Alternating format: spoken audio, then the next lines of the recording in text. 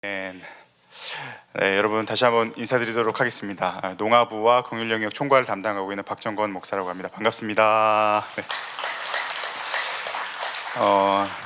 사실 이렇게 머릿속으로만 대충 어떤 느낌일까 상상을 했는데 와서 보니까 제가 예전에 군 생활할 때 그 구국기도회라는 간 적이 있어요. 구국기도회라는 거를 오산리 최자실 기도원에 군인들 모여서 막 기도회 하는 거였는데 그거가 좀 비슷한 그런 분위기가 나는 것 같습니다.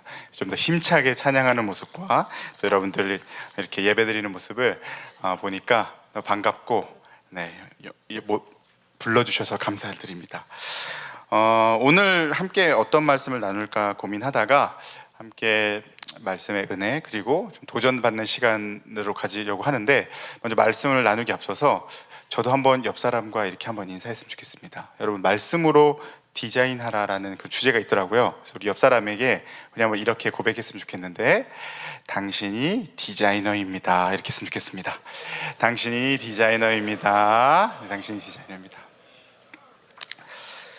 네, 여러분, 제가 이렇게 부산에 와서 살다 보니까 이제 4년 차가 되었는데요.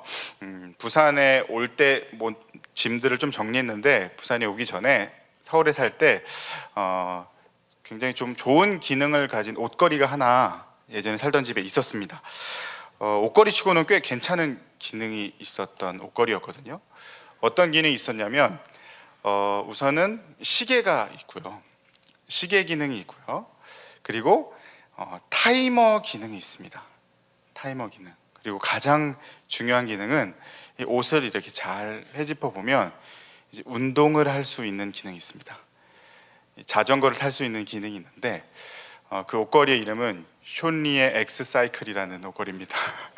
굉장히 고가의 옷걸이인데 여러분 아시죠? 이렇게 자전거, 실내 자전거를 이야기하는데 그것을 이제 인터넷으로 주문을 했어요. 그래서 집에 왔는데, 집에 오면 여러분들 혹시 집에 그 실내 자전거 있으신 분들 있으십니까? 쇼니 엑스사이클. 네, 그런 거 보면은 이게 완제품으로 나오지 않고 조립을 할 수 있게. 근데 조립을 하는 게 막 뭐 나사 하나하나 이렇게 하는 게 아니라 큰 파츠 몇 개 하고 나사 몇 개 하고 그리고 뭐 육각 렌즈 이렇게 해서 쉽게 조립을 할 수 있게 이렇게 배달이 오더라고요. 그래서 이게 딱 우리가 하면은 박스를 뜯고 가장 설레는 순간 아닙니까? 박스를 뜯고 아래다가 딱 펼쳐놓고 딱 보면은 대충 견적이 나오잖아요. 아, 이건 이렇게 하면은 조립이 되겠다. 근데 그 박스 안에는 분명히 조립 설명서가 있었어요. 근데 여러분, 제가 그 설명서를 봤을까요? 안 봤을까요? 봤을까요? 안 봤을까요? 굉장히 자존심 상하는 일이잖아요. 네, 이거 딱 봐도 그냥 각이 나오는데, 그래서 설명서를 한쪽으로 치워두고 조립을 하기 시작했습니다. 그러니까 비슷하게 이제 실내 자전거의 모양이 나오죠. 근데 여러분, 놀라운 기적이 일어났는데, 조립을 다 마치고 나니까 원래라면은 이 자전거가 약간 이 모양으로 이렇게 접혀져야 되거든요. 근데 이게 반대 방향으로 접히는 거예요. 반대 방향으로 접히기 시작하는 거예요. 그래서 이것까지는 그래도 뭐 어떻게 좀 잘 참아 보겠다 했는데, 보통 그런 자전거를 보면 이렇게 끌 수 있게 이 다리에 바퀴가 달려 있습니다. 조그만 바퀴가 달려 있는데, 그 바퀴가 원래는 이 방바닥 쪽을 향해야지 이 잘 바퀴가 돌돌 굴러가면서 끌어갈 수 있는데, 조립하고 나서 보니까 그 바퀴가 천정을 향하고 있는 거예요. 그러니까 이렇게 끌어보니까 막 장판이 쓸리고 그러면서 막 땀을 뻘뻘 흘리고 있으니까 옆에서 이제 아내가 한심하게 보는 거죠. 제가 저 아내랑 굉장히 관계가 좋은데요. 아주 가끔 약간 투닥투닥 할 때가 있습니다. 그때가 언제냐면 운전을 할 때예요. 운전을 할 때인데 어떤 때냐면 차를 끌고 이제 제가 아는 길이기 때문에 제가 한번 자신 있게 운전을 하겠다고 운전을 가는 거예요. 근데 여러분들은 이제 부산에서 오래 살아셔서 느끼지 못할 수 있지만, 부산에서 운전한다는 건 굉장히 난이도가 있는 편이거든요. 제가 한 예로 처음에 부산에 왔는데, 저희 교회 건너편에 주유소가 하나 있잖아요. 거기서 주유를 하고 저희 집이 동부 아파트였는데, 동부 아파트를 가는데 제가 광안대교를 2번을 건넜습니다. 주유소에서 주유를 하고 동부 아파트를 가는데 분명 우리 집이 나와야 되는데 가다 보니까 광안대교를 건넜다 오는 이런 굉장한 난이도를 가진 데가 부산인데 운전을 하다가 분명히 내가 아는 길이기 때문에 막 가는데 아내가 옆에서 불안했는지 여보 그래도 내비게이션을 이렇게 누르고 가는 게 낫지 않을까? 근데 그럴 때 내비게이션에 이렇게 하는 거는 굉장히 자존심 상하는 일이잖아요. 그냥 갑니다. 아니야 여기 내가 가니까 걱정 마. 그런데 그때 만나는 어떤 수많은 로타리들과 좌회전인 것 같은데 직진인 뭐 그런 데 있잖아요. 그런 데 가다가 결국에는 다른 길로 가면 이제 옆에서 내 그럴 줄 알았다. 내가 내비게이션 키라고 했지 막 이러면서 이제 투닥투닥 하게 되는 거예요. 그 일이 있은 이후로 이제 저는 이제 조립 설명서와 그리고 내비게이션 아주 잘 보게 되었습니다. 여러분 사람이 살아가는 데 있어서 사람에 대한 설명서가 있습니다. 사람 사용 설명서가 있습니다.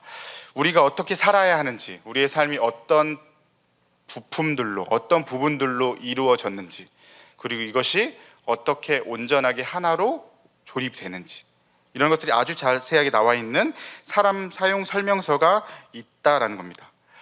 하나님이 원하시는 삶의 방식이 무엇인지, 그리고 우리가 어떤 완성품을 향해 나아가야 되는지 그 모습이 담겨져 있는데 그게 바로 뭡니까?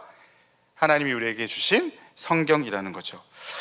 내비게이션이 있습니다. 내가 어디에 서 있는지, 그리고 내가 가야 할 목적지가 어디인지, 내가 가야 되는 그 과정 가운데 어떤 길들이 있는지 그것을 보여주는 내비게이션이 있습니다. 그것도 역시 뭡니까? 바로 하나님이 우리에게 주신 성경입니다. 근데 여러분 문제는 뭐예요? 문제는 뭐예요?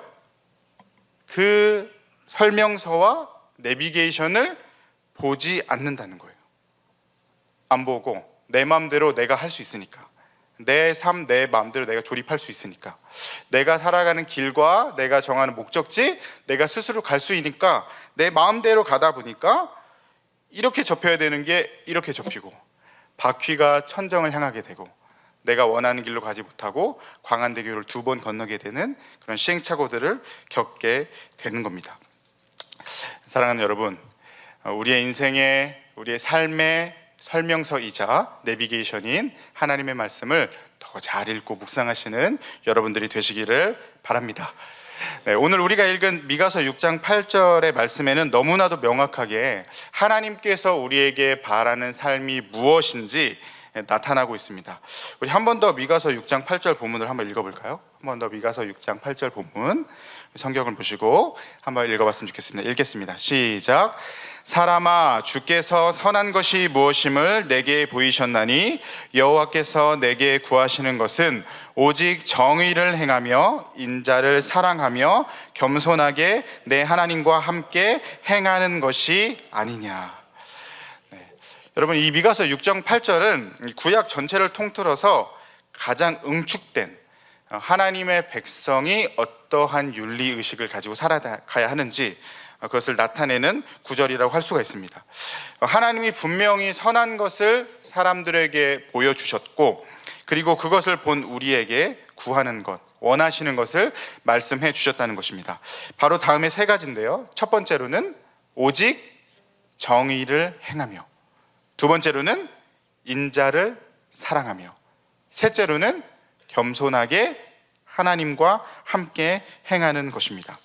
정의와 인자와 겸손, 이 3가지가 우리가 전 생애의 목적으로 삼아야 될 목표가 된다는 것입니다. 오늘 여러분과 함께 나눌 내용도 바로 이 3가지입니다. 먼저 이 미가서의 그 배경을 잠깐 설명해 드리면, 미가서가 쓰인 배경은 북이스라엘과 남유다 왕국 모두가 어떤 종교적인 형식주의에 빠져 있을 때였습니다. 그러니까 종교가 본질을 잃어버리고 겉모양만 남은 상황이었다는 거죠. 그렇게 되니까 자연스럽게 사회에 어떤 문제가 발생했느냐, 불의들이 일어나는 거예요. 사회적인 불의가 많이 일어나는 거예요. 근데 특히 어떤 불의냐면 바로 부유한 자들이 가난한 자들의 재산을 강탈하는 그런 사건들이 일어나게 됩니다. 부자들은 더욱더 부자가 되고 가난한 자들은 더욱더 가난하게 되는. 근데 이 부자들 중에서 대표적인 인물들이 어떤 인물들이냐면 재판관들이에요. 재판관들. 그러니까 부자 재판관들이 뇌물을 받아서 돈이 많은 사람에게는 무죄, 돈이 없는 사람에게는 유죄, 유전무죄, 무전유죄 판결을 내리고 구분 판결을 내려서 없는 사람들을 더 힘들게 만드는 어떤 그런 지도자들의 뇌물을 받아서 이 사회에 어려움이 생기게 되는, 사회적인 어려움이 생기게 되는 상황들이 바로 이 미가서의 배경이라는 겁니다. 그런 상황에서 괴로워하고 고통스러워하는 백성들을 향해서 하나님이 이러한 질문을 하십니다. 미가서 6장 3절인데요. 이르시기를 내 백성아 내가 무엇을 내게 행하였으며 무슨 일로 너를 괴롭게 하였느냐 너는 내게 증언하라. 내가 무엇을 내게 행하였고 무슨 일로 너를 괴롭게 했느냐 너가 한번 나한테 말을 해봐라. 지금 이야기해봐라 라고 이야기를 합니다. 그때 백성들은 이야기합니다. 미가의 입을 통해서 하나님 우리가 도대체 하나님께 뭘 더 드려야 합니까? 송아지를 드려야 합니까? 천천의 수양을 드려야 합니까? 만만의 강물 같은 기름을 드립니까? 내 아들이나 내 몸의 열매를 드립니까? 라고 이야기를 합니다. 그렇게 이야기한 사람들에 대한 하나님의 대답이 바로 오늘 본문인 것입니다. 내가 그러한 것들을 원하는 것이 아니다. 나는 이미 내게 선한 것을 보였다. 내가 원하는 것은 간단하다. 정의를 행하고 인자를 사랑하고 겸손히 나 하나님과 동행하는 것이다 라고 대답을 하신 것이죠. 그렇다면 그 세 가지가 각각이 무엇을 의미하는지 우리 하나씩 살펴보기를 원합니다. 먼저 첫 번째로는 정의를 행하라는 명령입니다. 정의를 행하라. 여기서 이제 정의에 해당하는 히브리어는 미슈파트입니다. 미슈파트. 미슈파트라는 단어가 구약 성경에 200회 이상이 등장하는데 이 원어가 어디에서 오냐면 재판하다, 판단하다 라는 단어에서 나오는 이 단어입니다. 이 단어 미슈파트에는 징벌, 재판하면 우리가 벌을, 구형을 하고 그런 내용들이 나오잖아요. 징벌뿐만 아니라 혜택이나 받게 되는 상이 모두 포함된 단어가 바로 이 미슈파트라고 이야기를 합니다. 그래서 이거 풀어서 설명하면 모든 사람이 마땅히 받아야 할 것, 그것이 징벌이든지 상이든지 간에 모든 사람이 마땅히 받아야 할 것을 받도록 하는 것이 바로 미슈파트라는 것입니다. 여기서 모든 사람은 유대인만 의미하는 것이 아니고 그들과 함께 거류하는 거류민이든 아니면 이방인이든 상관없이 한 사람이 받아야 할 당연한 대가, 보살핌, 보호, 그리고 그들을 위해 주어진 어떤 상 또는 징벌 이런 것들이 마땅히 그 사람에게 온전하게 가게 되게 하는 것이 바로 미슈파트, 정의의 의미라는 것입니다. 여러분, 하나님은 모든 사람에게 공정하신 재판장이심을 여러분 믿으십니까?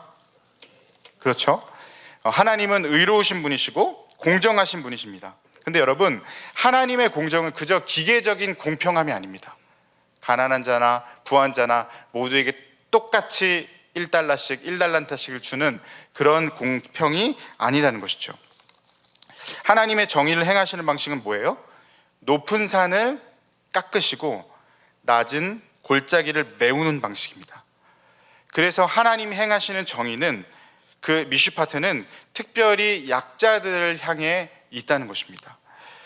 여러분, 성경에서 하나님은 높은 자들의 고위 인사들을 대변하는 하나님으로 묘사되거나 소개되지 않습니다. 시편 138편 6절을 보면 여호와께서는 높이 계셔도 낮은 자를 굽어 살피시며 멀리서도 교만한 자를 아심이니이다 라고 이야기를 합니다.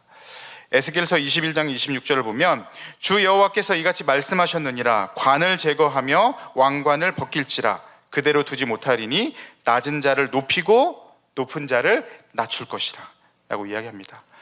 또 하나님은 어떤 분이라고 소개하냐면 시편 68편 5절입니다. 그의 거룩한 처소에 계신 하나님은 고아의 아버지시며 과부의 재판장이시라. 신명기 10장 18절입니다. 고아와 과부를 위하여 정의를 행하시며 나그네를 사랑하여 그에게 떡과 옷을 주시나니. 하나님은 어떤 분이라고 이야기합니까? 그 당시 이 미가의 그 당시에 있었던 고아와 과부와 같은 연약한 자들은 구분 재판으로 인해서 희생을 당하고 있을 때에 하나님이 어떤 분이시다? 고아들의 아버지가 되시고 과부의 재판장이 되신다고 이야기를 하시는 겁니다. 힘없고 연약한 이들을 찾아가셔서 그들의 형편을 헤아리시고 그들의 억울함, 그들의 원한을 풀어주는 신원하시는 하나님을 지금 성경에서는 묘사하고 있는 것입니다. 여러분, 하나님은 높은 자의 하나님이 아니고 낮은 자의 하나님이십니다. 하나님은 지체 높으신 어떤 높은 고관, 고직에 있는 사람들의 보호자가 아니라 취약한 집단, 연약한 집단의 옹호자이시라는 것입니다. 과부들의 재판장이자 고아의 아버지라고 성경에서는 분명히 반복해서 이야기를 하고 있습니다. 그럼 이 미시파트, 이 정의의 동기는 무엇일까요? 올바르게 재판할 수 있고 올바르게 판단할 수 있는 방법, 그것을 만드는 힘은 바로 두 번째 등장하는 주제인 인자입니다. 인자를 사랑하라. 인자는 히브리어로 여러분들이 많이 들어보셨던 단어죠. 헤세드입니다. 헤세드. 이 단어는 하나님의 차별 없는 은혜, 그리고 조건 없는 사랑, 언약적인 사랑, 끈질긴 자비를 뜻합니다. 단순히 그냥 남자가 여자를 사랑하는 그런 감정이 아니라 언약의 관계를 하나님이 유지하시고자 하는 일방적인 사랑이 바로 이 헤세드라는 것이죠. 근데 이 헤세드는 이 전에 이야기했던 정의, 미시파트의 동기가 됩니다. 무슨 말이에요? 하나님으로부터 받은 헤세드, 인자, 사랑의 마음을 가져야지만 비로소 내가 삶 속에서 정의를 행하고 고아와 과부들을 돌볼 수 있게 된다는 겁니다. 이게 따로 있을 수는 없는 겁니다. 하나님의 마음에서 시작된 헤세드가 없다면 어떠한 미시파트도 어떠한 정의도 공허해질 뿐입니다. 반대로 하나님으로부터 헤세드를 받았지만 그것을 삶에 실천해내는 미시파트가 없다면 세상은 아무런 변화가 일어나지 않을 것입니다. 아무도 그가 하나님의 헤세드를 받은 자라는 것을 알지 못할 것입니다. 그것이 바로 이제 정의와 인자의 바른 관계라는 것이죠. 하나님의 마음을 품고 헤세드를 가지고 하나님의 방식으로 세상에서 행동하는 것, 미시파트하는 것, 그것이 바로 우리가 살아가는 삶의 방식이라는 것이죠. 스가랴서 7장 9절에서 10절에도 정확히 이 헤세드와 미시파트의 관계를 설명하고 있는데, 혹시 성경 있으시면 스가랴서 7장 9절에서 10절을 한번 찾아보도록 하겠습니다. 스가랴 7장 9절에서 10절입니다.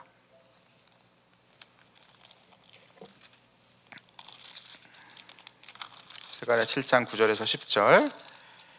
1318면입니다. 1318면. 우리 9절을 한번 같이 읽어볼까요? 시작. 만군의 여호와가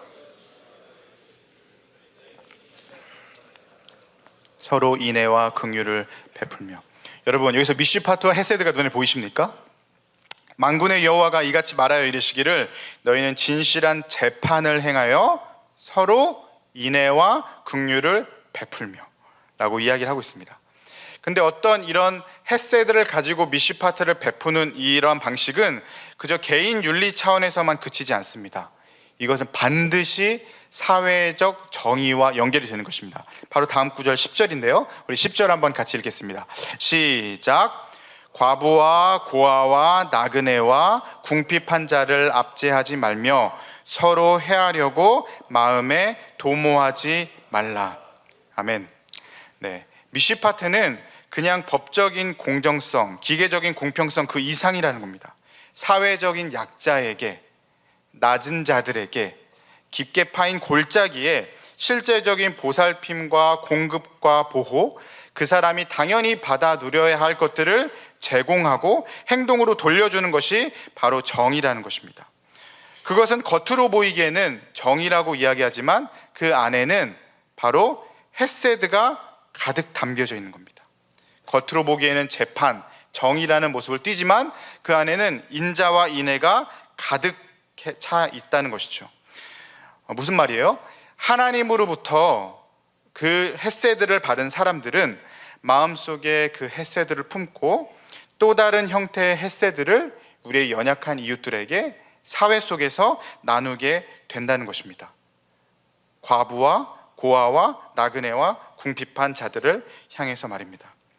근데 여러분, 이렇게 하나님께 받은 헤세드를 다른 자에게 동일하게 베푸는 자는 어떻게 된다고 성경에서는 이야기하고 있죠? 팔복의 일부인데요, 마태복음 5장 7절입니다. 긍휼히 여기는 자는 복이 있나니 그들이 긍휼히 여김을 받을 것이요.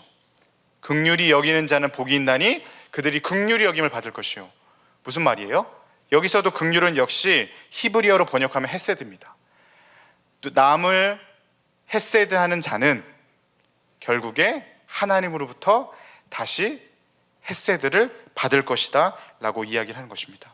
여러분, 이것이 바로 헤세드의 선순환이에요. 하나님이 우리에게 크신 은혜와 인자와 자비를 주셨어요. 그리고 이것을 가진 자는 당연히 우리의 이웃에게, 사회 속에서 연약한 자들에게 그 헤세드를 베풀게 됩니다. 그 베푼 것을 보시고 다시 하나님이 또 더 큰 헤세드를 우리에게 주십니다. 이러한 헤세드의 선순환, 인자와 인의 선순환이 우리 가운데, 믿는 자들 가운데 일어나야 한다는 것입니다. 이러한 내용이 스토리가 된 성경이 바로 룻기 아닙니까? 룻이 시어머니 나오미에게 헤세드를 베풀었을 때 보아스가 그 룻에게 헤세드를 베풀고, 그렇게 행한 보아스와 그 가정에 하나님의 헤세드가 임하게 되는 역사 말입니다. 헤세드의 선순환이 바로 우리 신자들의 삶 속에서도 드러나야 하는 것입니다. 하나님 사랑이 내가 하나님의 사랑만 받는 것에 그치는 것이 아니라 이것이 이웃 사랑으로 하나님의 긍휼히 여기심을 받은 자들로서 다른 이들을 긍휼히 여기는 모습으로 나타나야 한다는 것이죠. 사랑하는 여러분, 여러분의 매일매일의 삶에서 이러한 헤세드의 선순환, 하나님의 그 인자의 선순환이 일어나기를 간절히 축복합니다. 그렇게 하나님의 사랑으로 내가 살고, 내가 그 사랑으로 다른 사람들을 살리고, 다시 내가 하나님으로부터 더 큰 사랑을 받게 되는 그런 은혜가 여러분의 삶에 가득하기를 주님의 이름으로 간절히 축복합니다. 네, 세 번째입니다. 세 번째는 겸손히 하나님과 함께 행하랍니다. 여기서 겸손이라는 단어는 그저 고개를 숙이라는 의미는 아닙니다. 겸손하다의 히브리어는 하자인데요, 신중하고 조심스럽게라는 뜻을 가집니다. 그리고 함께 행한다는 것은 하나님과 같은 방향을 바라보고 하나님과 함께 걸어간다는 뜻입니다. 무슨 말이에요? 어떤 자기의 고집, 내가 하고자 하는 것을 고집하는 것이 아니라 내 뜻을 앞세우지 않고 하나님의 시선으로 모든 것을 바라보고, 하나님의 시선으로 누군가를 바라보고 하나님의 발걸음에 내 발걸음을 맞추어서 함께 걸어가는 것이 바로 겸손히 하나님과 함께 행한다라는 것의 의미라는 것입니다. 여러분, 하나님을 어떻게 소개한다고 말씀드렸죠? 고아의 아버지, 과부들의 재판장이라고 이야기를 했죠. 이것이 바로 하나님의 시선인 것입니다. 낮은 곳을 향한 하나님 아버지의 시선입니다. 그 당시 사람들에게 하나님이 낮은 곳에 거하신다는 것, 그리고 하나님이 낮은 곳을 바라보고 주목하고 계신다는 것은 굉장히 충격적인 사건입니다. 왜냐하면 고대 사회에서 그들이 섬기고 고대 사회 사람들이 따르던 신들은 주로 왕이나 제사장이나 어떤 종교 지도자들이나 용맹한 장군들과 같이 사회에서 가장 높은 지도층에 있는 자들과 연결해서 자신의 능력을 행사하는 것이 일반적인 그 고대 사회의 신들의 모습이었기 때문입니다. 그러나 여러분, 하나님은 그렇게 하지 않으셨습니다. 오히려 사회적인 약자들을 위해서 그들의 억울함을 풀어주시고 고아의 아버지가 되시고 과부들의 재판장이 되시는 그러한 정의, 미시파테를 실현하시는 분이셨습니다. 그리고 그 길을 온전하게 따르신 분이 바로 누구죠? 예수 그리스도이십니다. 가장 낮은 이 땅에 아이의 모습으로 태어나시고 예수님은 이 땅에서 살아가시면서 죄인과 세리와 함께 식사하셨고 사회에서 배척받던 여인들과 대화하셨습니다. 사마리아인과 어린아이, 병든 자들, 많은 사람들이 상종하지 않던 자들을 받아들이고 용납하셨습니다. 예수님은 한 번도 자신이 스스로 상석에 올라 앉으신 적이 없었습니다. 십자가의 높은 그곳 외에는 말입니다. 예수님은 한 번도 높은 곳을 향하여 그 시선을 고정한 적이 없으십니다. 낮은 곳으로, 더 낮은 곳으로 하나님을 향하여 기도하고 우러러 볼 때를 제외하고는 예수님의 시선은 항상 낮은 곳으로, 더 낮은 곳으로 향하셨다는 것입니다. 그 예수의 길을 따르는 것이 하나님과 함께 행하는 길이고, 낮은 곳으로 가서 낮은 곳에 있는 사람들과 함께 눈맞춤하는 것이 바로 겸손히 하나님과 행하는 것이라는 것이죠. 여러분, 이렇게 우리가 사람 설명서의 내용, 하나님이 우리에게 원하시는 것, 하나님이 우리에게 보여주신 선하신 것에 대해서 함께 나누어 보았습니다. 정의를 행할 것, 그리고 인자를 사랑할 것, 또 하나님과 예수님과 함께 겸손히 행할 것을 말씀드렸습니다. 그렇다면 우리 스스로를 돌아보시기 바랍니다. 여러분의 시선은, 우리의 시선은 어디를 향하고 있습니까? 정의를 행하고 계십니까? 인자를 사랑하고 계십니까? 겸손히 하나님과 함께 행하고 계십니까? 오늘날 우리는 도움이 필요한 사람들에게 다가가서 그들과 눈을 맞추십니까? 아니면 내게 도움이 되는 사람들과 함께 어울리며 즐겨 하시기를 기뻐하십니까? 우리는 장애인들을, 이주 노동자들을, 탈북민들을, 미혼모와 그 자녀들을, 노숙인들을, 갇혀있는 자들을, 그 외에 연약한 이웃들, 헤세드가 필요한 모든 사람들을 내려다보거나 외면하고 있지, 그들을 위해 내가 기꺼이 낮은 곳으로 가서 그들과 눈맞춤하는 것을 즐겨 하지 않습니다. 그러나 여러분, 예수님은 눈을 맞추셨습니다. 예수님은 많은 사람들이 손가락질하고 욕하는 자들에게 다가가서 그 마이너리티들을 만나셨습니다. 그들을 만나는 것이 자신의 신변에 위협이 있을 것이 예상되는데도 말입니다. 근데 우리는 어떻죠? 이 교회라는 너무나도 안전한 이 울타리 안에서 겉으로 보기에 괜찮고 점잖아 보이는, 어쩌면 나에게 도움이 될지 모르는 사람들과만 어울리는 모습으로 살고 있지는 않으십니까? 분명히 예수님은 우리로 하여금 빛과 소금이라고 말씀하셨는데, 우리가 빛은 빛인데 말 아래 등불처럼 전혀 빛이 드러나지 못하고, 소금은 소금이지만 완전히 밀폐된 유리병에 담겨 있어서 아무런 맛도 내지 못하는 맛을 잃은 소금으로 살고 계시지는 않으십니까? 신약의 교회에서는 이것을 어떻게 적용했죠? 초대교회에서는 유무상통의 역사가 있었습니다. 자신이 가진 재산을 팔아, 집과 밭을 팔아 가난한 자들에게 나눠주고, 초대교회에 가난한 자가 없었다고 성경에 기록되어 있습니다. 주는 것이 받는 것보다 복이 있다라고 이야기를 했습니다. 사도 바울은 그 모세의 율법의 정신, 인자와 정의를 교회 공동체 안에서 실현하려고 하였고, 고린도후서 8장 14절에는 너희의 넉넉함으로 그들, 연약한 자들의 부족함을 보충하라 라고 이야기를 했습니다. 단순히 그냥 어려운 사람을 향해서 불쌍하니까 도와줘라, 이 선이 아니라 어떤 균등의 폭을 확장하는 방식으로 교회 안에서 그 일을 하기를 권면했던 것이었습니다. 여러분, 우리 수영록교회는 어땠을까요? 최근에 이제 50주년을 맞이해서 여러 자료들을 정리하는 과정 가운데 수영록교회 긍휼 영역의 어떤 여러 팀들의 시작, 이런 것들을 좀 살펴볼 수 있는 시간들이 있었습니다. 저희 수영록교회 긍휼 영역이 5개의 사역 조종실이 있고요, 42개의 팀이 있거든요. 근데 그 시작한 것을 보니까 제가 아주 놀란 것 하나와 또 아쉬운 것 하나를 발견하게 됐습니다. 아주 놀라운 건 뭐냐면, 진짜 거의 대부분의 모든 긍휼 사역들이 어떤 누가 시켜서, 교회에서 이것 하십시오, 이 인원을 조직해서 시작한 긍휼 사역이 거의 없다는 겁니다. 그럼 이 긍휼 사역들이 어떻게 시작됐냐면 사자입니다. 사자. 자생적으로 시작이 됐어요. 그리고 자발적으로 사람들이 모이게 됐어요.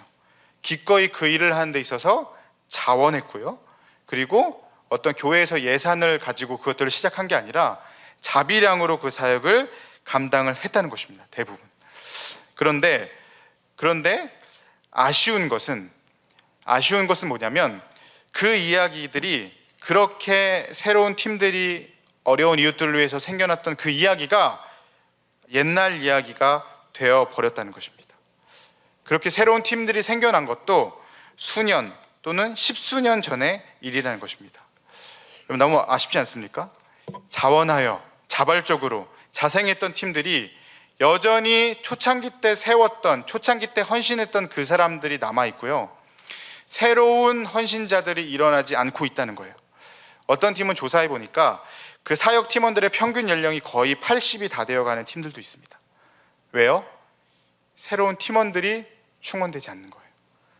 새롭게 헌신하고 자발적으로, 자생적으로, 자비량으로 자원하여 그 사역을 하겠다는 사람들이 없는 거예요. 여러분, 이 모습이 어떤 모습일까요? 우리 안에 헤세드가 선순환되지 않는 모습은 아닐까요?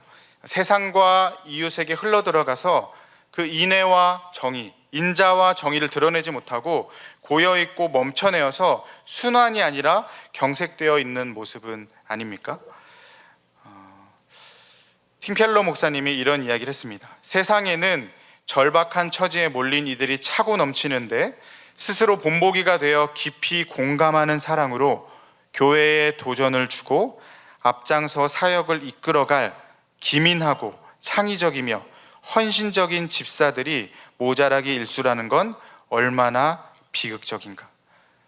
세상에는 절박한 처지에 몰린 이들이 차고 넘치는데 스스로 본보기가 되어 깊이 공감하는 사랑으로 교회에 도전을 주고 앞장서 사역을 이끌어갈 헤세드와 미시파트를 할 기민하고 창의적이며 헌신적인 집사들이 모자라기 일쑤라는 것은 얼마나 비극적인 일인가.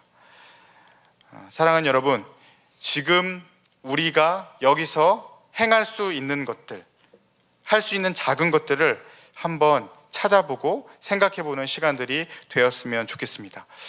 무안공항에 사고가 났잖아요. 영남지붕에 산불이 났죠. 여러 가지 자연재해들은 앞으로 계속해서 일어날 것입니다. 이러한 일들이 일어났을 때 뛰쳐나갈 수 있는 시간적인 여유와 건강한 몸을 가진 날랜 사람이 필요합니다. 보육원, 미혼모 사역, 여러 가지 사역을 할 때 봉사를 하는데 주로 여성분들이 많아서 차량으로 섬겨주실 운전자들 찾고 있는 팀들이 많이 있습니다. 혼자서 홀로 서지 못하는 청년들의 자립과 정서적인 지원을 위해 많은 멘토들이 필요합니다. 위드유 미니스트리의 사역에 한 발 더 적극적으로 참여할 만한 적극적인 참여자가 필요합니다. 하다못해 명절 때 함께 모여서 전이라도 굽고 이웃들에게 교회에서 다 준비해주는 그 선물을 전달해주는, 그리고 말벗이라도 되어줄 사람들이 필요합니다. 내가 직접 몸으로는 하지 못하지만 이 여러 가지 사역들을 위해서 아주 작은 후원이라도 할 후원자가 필요합니다. 그 외에도 기민하고 창의적이며 헌신적으로 주의 일을 위하여 일할 사람들이 교회 여기저기, 그리고 이 연약한 이 세상 가운데 너무나도 많이 필요하다는 것입니다.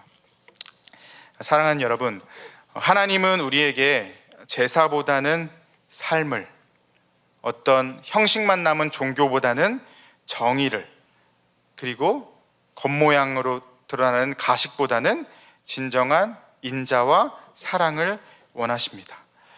미가서가 쓰인 배경이 뭐라 그랬죠? 종교적인 형식주의, 사회적인 불의, 사회적인 불평등, 그리고 지도자들의 부패가 있었다고 이야기를 했습니다. 지금의 상황들과 혹은 개인의 삶을 돌아보면 그때의 상황과 비슷하지 않습니까? 그럼 우리가 어찌해야 됩니까?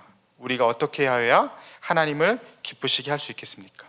지금 이 시대 속에서 우리가 어떻게 선한 것을 행할 수 있고 우리가 어떻게 하나님이 원하시는 것을 할 수 있겠습니까? 그러한 질문이 있을 때 하나님은 분명히 저에게 그리고 여러분에게 동일하게 말씀하실 것입니다. 사람아, 주께서 선한 것이 무엇임을 내게 보이셨으니 여호와께서 내게 구하시는 것은 오직 정의를 행하며 인자를 사랑하며 겸손하게 내 하나님과 함께하는 것이 아니냐. 아멘. 그러한 음성 듣고 여러분의 저의 삶 속에서 헤세드와 미시파트가, 헤세드의 선순환이 놀랍게 일어나는 믿음의 사람들이 되시기를 주님의 이름으로 간절히 축복합니다. 우리 함께 찬양하겠습니다.